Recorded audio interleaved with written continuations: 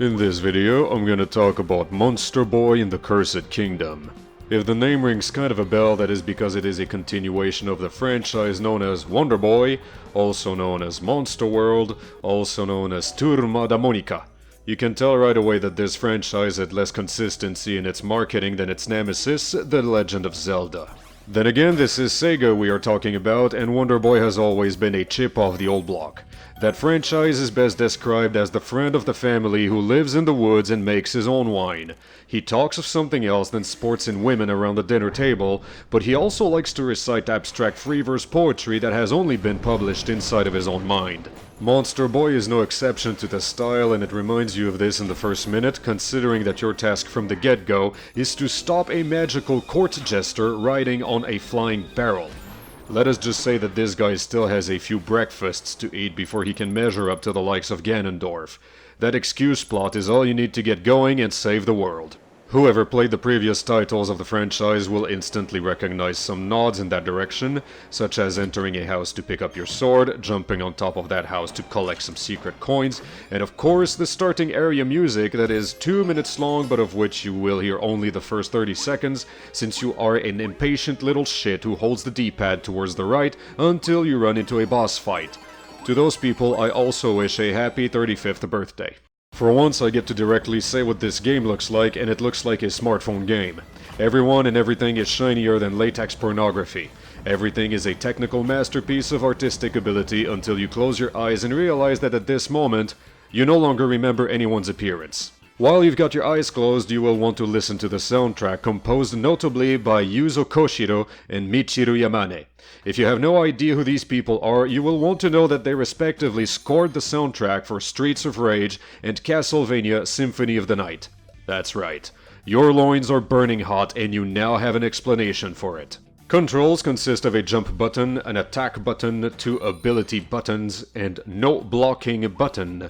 Just like in every previous Wonder Boy game of the past, you constantly hold your shield up and move it aside when attacking. I like this feature.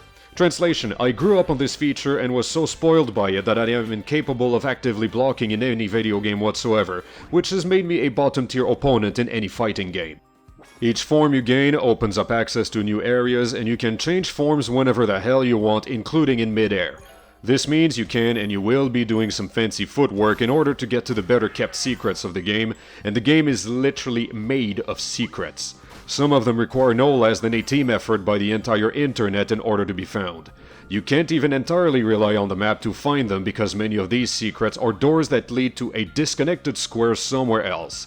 Either way, you've got your work cut out for you. I hope that opening treasure chests is one of your sexual fantasies. Interestingly, most of the equipment you find is treated as a side grade, and pieces you found early on can become relevant later. You can even enjoy set bonuses just like in Diablo, and no piece is inherently better than the other by design. This allows you to tailor your equipment to your chosen playstyle, at least when it comes to fighting. Speaking of which, stabbing things with your sword is only a side dish in the offered experience. The main course consists of puzzle platforming. Devious ones when it comes to finding secrets, simple and easy when it comes to progressing the main storyline, at least until you get to the volcano level, which is a giant dick in every sense of the word. You are going to die a whole lot, and save points revive you with a pitiful amount of health, so you might as well just give up on a section to go lick your wounds and come back once you've regained more margin of error. Considering the ultra-high resolution of each sprite and the crafted detail of the environments, it is safe to assume that doing a pixel-perfect no-damage run of this game is physically impossible. There are just enough surprise events and too much hitbox bullshit to allow for artfully dodging every single enemy attack. Make peace immediately with the fact that whatever you do will see you get hurt a few times along the way. Admittedly, this is a stylistic decision that comes with its own pros and cons, the pros being that you get a prettier game at the cost of saying goodbye to all your pixels from the 16-bit era. It is very much a situation of killing your darlings. Throwback titles are all fair and good up to a point, but one eventually has to start looking forward into more pioneering territory, and not every gamer is ready or willing to widow themselves from the old mindset just yet. Now that the foundations of the franchise have been refreshed and everyone has been reintroduced to what it entails, there remains the matter of what to do next. A sequel is absolutely required in order to keep the motor running, or else we are treated to yet another flash in the pan, where the game itself is perfectly great, but everything else surrounding it is an exercise in disappointment wrapped in bandages of what could have been. Because we all look at Zelda, and we all know what it means to replay a beloved franchise every few years. The taste of success is right here, showing up every so often at our neighbor's front door in his luxury car, tailored suit, and Rolex wristwatch. And then we look at Sega.